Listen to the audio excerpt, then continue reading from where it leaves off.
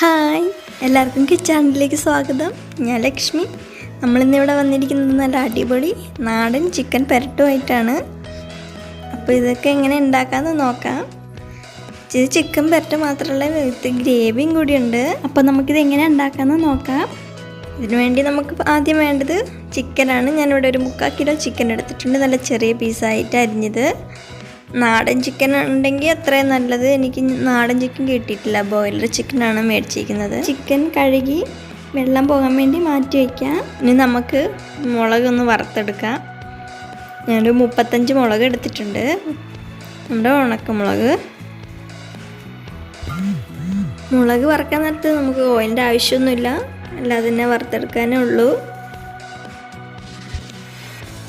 മുളക് ഇവിടെ റെഡിയായി വന്നിട്ടുണ്ട്. നമുക്കിതൊരു പാത്രത്തിലേക്ക് മാറ്റി വയ്ക്കാം. ഇനി നമുക്ക് മല്ലിയാണ് വറുത്തെടുക്കേണ്ടത്.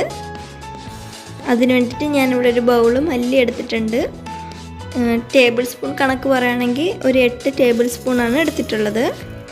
ഇത് നമുക്കൊന്ന് വറുത്തെടുക്കാം.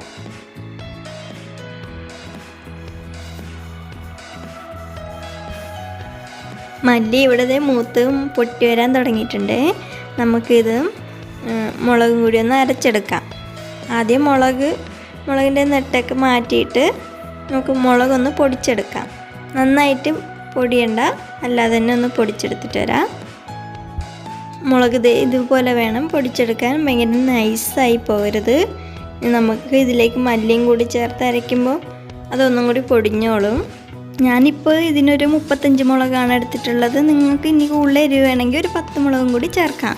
അപ്പോൾ നമുക്കിതൊന്ന് പൊടിച്ചെടുത്തിട്ട് വരാം.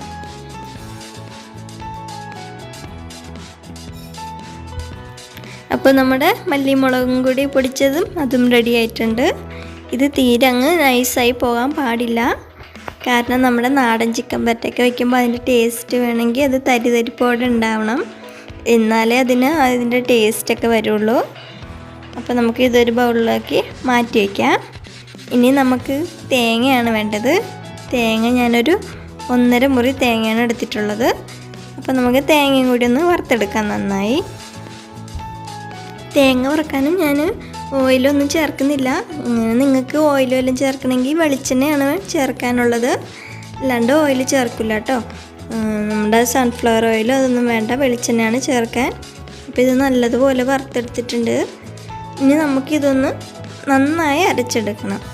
ഇത് നല്ല നൈസായിട്ടാണ് അരച്ചെടുക്കാൻ. തരിപ്പൊന്നും പാടില്ല, വെള്ളമൊന്നും ചേർക്കണ്ട.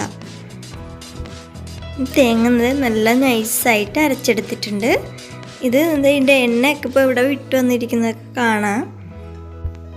കടായി നന്നായി ചൂടായി വരുമ്പോൾ ഇതിലേക്ക് ഒരു 4 ടേബിൾ സ്പൂൺ വെളിച്ചെണ്ണ ചേർക്കാം. വെളിച്ചെണ്ണയാണ് ചേർക്കേണ്ടത്, അതിനാണ് ടേസ്റ്റ്. ഇനി ഒരു 2 ടേബിൾ സ്പൂൺ കടുകും കൂടിയിട്ട് പൊട്ടി വരുമ്പോൾ നമുക്കതിലേക്ക് കറിവേപ്പില ചേർത്ത് കൊടുക്കാം. കറിവേപ്പില 2-3 തണ്ടോ ചേർക്കാം. അതിന് ശേഷം നമുക്കൊരു 1/2 ബൗള് മല്ലിയിലയാണ് ചേർക്കുന്നത്. ഇനി നമുക്കിതൊന്ന് നന്നായി ഒന്ന് വഴറ്റിയെടുക്കാം. നമുക്ക് മല്ലിയിലൊക്കെ വാടി വരണം.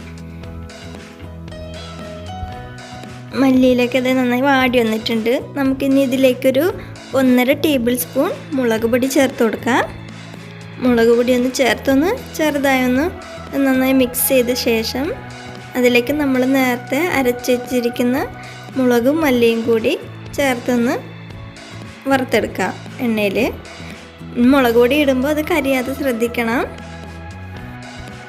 ഇതിലേക്ക് 1 ടീസ്പൂൺ മഞ്ഞൾപ്പൊടിയും കൂടി ചേർത്ത് ഇതും നന്നായി മിക്സ് ചെയ്ത ശേഷം ഒരു 3 ടീസ്പൂൺ ഗരം മസാലയും കൂടി ചേർക്കാം.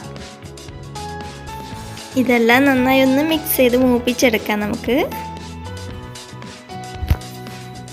ഒരു 5 മിനിറ്റ് വരെയെങ്കിലും ഇങ്ങനെ ഒന്ന് മിക്സ് ചെയ്തുകൊണ്ടിരിക്കണം. അതിന് ശേഷം നമുക്ക് അരച്ച് വെച്ചിരിക്കുന്ന തേങ്ങയും കൂടി ചേർത്ത് കൊടുക്കാം. തേങ്ങയും നന്നായി മസാല ഇട്ട് നന്നായി മിക്സ് ചെയ്തെടുക്കാം. നമ്മളിതിന് ഗ്രേവി മാറ്റുന്നുണ്ട്, അതുകൊണ്ടാണ് 1.5 മുറി തേങ്ങ എന്ന് പറഞ്ഞത്. ഇനി നിങ്ങൾ ഇതിന് ഗ്രേവി നിങ്ങൾക്ക് അങ്ങനെ സെപ്പറേറ്റ് മാറ്റുണ്ടെങ്കിൽ 1 മുറി തേങ്ങ മതിയാകും. ഇത് നന്നായി മിക്സ് ചെയ്തിട്ട് ഇതിലേക്ക് ചിക്കൻ ചേർത്ത് കൊടുക്കാം. നമ്മുടെ ചിക്കന് ഈ മസാലയിൽ നന്നായി ഒന്ന് പിടിക്കുന്ന വരെ നന്നായി മിക്സ് ചെയ്തെടുക്കാം. ഇനി ഇതിലേക്ക് ഉപ്പ് ചേർത്ത് കൊടുക്കുന്നുണ്ട്. ഒരു 3 ടീസ്പൂൺ ഉപ്പാണ് ചേർക്കുന്നത്. ഉപ്പ് അവരവർക്ക് ആവശ്യമുള്ളത് അത്ര അനുസരിച്ച് ഉപ്പ് ചേർക്കാം. ഇനിയിപ്പോൾ ഇത് നന്നായി ഒന്ന് ആയി വന്നിട്ടുണ്ട്. ഇതൊരു 5 മിനിറ്റ് വരെ ഇവിടെ ഒന്ന് കുക്കാവട്ടെ. അതിന് ശേഷം നമുക്ക് വെള്ളം ഒഴിച്ച് കൊടുക്കാം. ഞാൻ വെള്ളം മിക്സിൻ്റെ ജാറിൽ തന്നെയാണ് എടുത്തിരിക്കുന്നത്. ഒരു 2.5 ഗ്ലാസ് വെള്ളമാണ് ചേർക്കുന്നത്.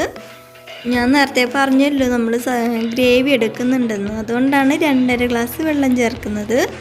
നിങ്ങൾ ഗ്രേവി ഒന്നും എടുക്കുന്നില്ലെങ്കിൽ ഒരു 1.5 ഗ്ലാസ്സൊക്കെ വെള്ളം മതിയാവും. ഇനി നമുക്കിതൊന്ന് മൂടി വെച്ച് വേവിക്കാം.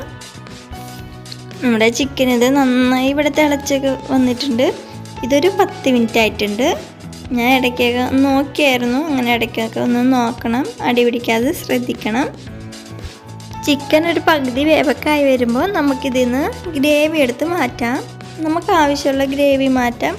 പിന്നെ ബാക്കിയുള്ള ചിക്കൻ വേവാനുള്ള അത്ര വെള്ളം ഇതിന് വേണം. അതിന് കണക്കാക്കി നമ്മൾ ഗ്രേവി എടുത്ത് മാറ്റാം. ഞാനിപ്പോൾ ഇവിടെ കുറച്ച് ഗ്രേവി എടുത്ത് മാറ്റിയിട്ടുണ്ട്. ഇനി നമുക്കിത് മാറ്റി വയ്ക്കാം. ഇനി നമ്മുടെ കറിയിൽ ആവശ്യത്തിന് ഗ്രേവി ഉണ്ട്. ഇത് ബാക്കിയുള്ളത് വെന്ത് വരുമ്പോഴത്തേക്കും ഇത് വറ്റിയിട്ടുണ്ടാവും. ഇനി ഇതൊന്ന് വറ്റി വരുന്നവരെ ഒന്നും കൂടി നമുക്കൊന്ന് മൂടി വെച്ച് ബാക്കിയുള്ളതും കൂടി ഒന്ന് വേവിച്ചെടുക്കാം. ഇപ്പോൾ അതേ ഇവിടെ നന്നായി ഗ്രേവിയൊക്കെ വറ്റി ചിക്കനൊക്കെ നല്ലതുപോലെ വെന്ത് വന്നിട്ടുണ്ട്. അപ്പോൾ നമ്മുടെ ചിക്കൻ പറ്റിയത് ഇവിടെ റെഡി ആയി കഴിഞ്ഞു. വളരെ പെട്ടെന്ന് തന്നെ നമുക്കിത് ഉണ്ടാക്കിയെടുക്കാം. അതുപോലെ തന്നെ നല്ല ടേസ്റ്റുമാണ്. വെറുതെ പറയുന്നതല്ല, നിങ്ങളിത് ട്രൈ ചെയ്ത് നോക്കുമ്പോൾ അറിയാം. എല്ലാവരും ഒന്ന് ട്രൈ ചെയ്ത് നോക്കണം. അപ്പോൾ ഇഷ്ടമായെങ്കിൽ ഷെയറും ലൈക്കും ചെയ്യാൻ മറക്കരുത്. അപ്പോൾ നിങ്ങൾ എന്തെങ്കിലും അഭിപ്രായം ഉണ്ടെങ്കിൽ അത് കമൻറ്റ് ബോക്സിലിടുക. അപ്പോൾ അടുത്ത വീഡിയോ ആയിട്ട് നമുക്ക് വീണ്ടും കാണാം. ശുഭദിനം. എല്ലാവരെയും ദൈവം അനുഗ്രഹിക്കട്ടെ.